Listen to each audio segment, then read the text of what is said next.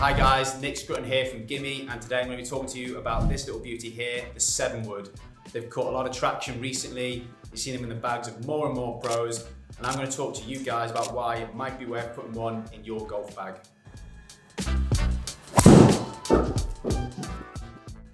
Okay, so the 7 wood. As I say, more and more of these working into the tour bags, such as Tommy Fleetwood, Dustin Johnson, Justin Rose. But why are the guys using them? Well, they're much easier to hit, in principle, than your hybrids and even your long irons. And the guys are putting them in because height and trajectory for those guys is everything. So, is it for you? Well, if you're already a fairway wood player, then it might be something that you want to try and incorporate it into your golf bag. Personally, I don't actually carry one of these. I've always liked long irons, and I've got a 4-iron in my bag.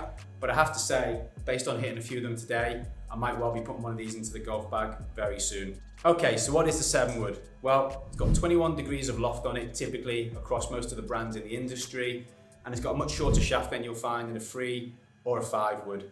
So for the majority of golfers, that will make it a lot easier to hit. Also, because of the center of gravity in these heads, which is still, as you can see here, quite a way back compared to a hybrid or a long iron, which is much further forwards, it means that you can achieve a lot more initial height off and launch off your golf shots. And that's going to be key when you're hitting into par 3s, par 4s and par 5s when you're attacking the flag. Right guys, so I'm just going to hit some now, talk briefly, very briefly about the numbers and compare what I would typically see with my 4-iron. So I took that one a little bit there, but you can see the initial height on it as well. So easy to launch, and down by the ball it just looks like it's going to gain height, which is very confidence inspiring and the kind of thing that at the longer end of the golf bag exactly what you want. Just looking at the numbers initially, it's actually going a little bit further than I would have anticipated as well. Oh, I've really got that one out in the middle there. Be interesting to see what that one does. I just can't get over the height of it. I definitely can't hit my 5-iron that high. I don't have a hybrid in the bag either, so I actually then drop into a 5 wood for me personally, but I mean the height on that's incredible. 233, 247 total. So for me, hitting into par 5s, that'll be a real weapon. So maybe this is something that I've really got to consider moving forwards. Okay, so obviously I'm hitting in a simulator here and I've got perfect lies, but you know, is this the sort of club that you could use out of less than perfect lies? And I think the answer to that is yes, absolutely. Again, because of the shape of it, because of the center of gravity, it makes it very easy to launch and get up, which is going to benefit you in that less than perfect lie, semi-rough. So I'm going to sort of simulate now where I'm going to try and chop down on it just to see exactly how that performs. Imagine I'm in that semi-rough lie. I haven't quite got my tee shot where I pushed it or pulled it, so I'm just going to try and hit down on it a little bit more. So I'd have a little bit more weight forwards and I'd try and just come across the ball, cut it up a little bit more.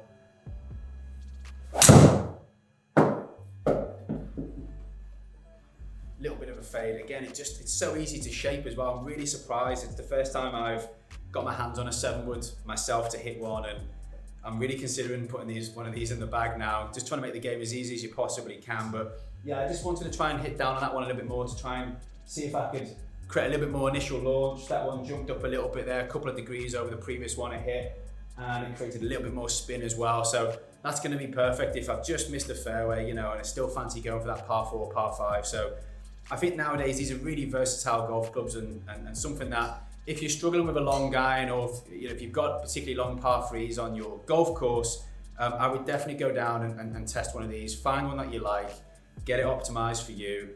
I think it could be a really good weapon for you guys moving forwards. So this is the first time I've actually picked up and hit a 7 wood. But if you're somebody where you do have a lower ball flight, or somebody who is lowering club head speed, then you're going to benefit from something like the 7 wood for numerous different reasons.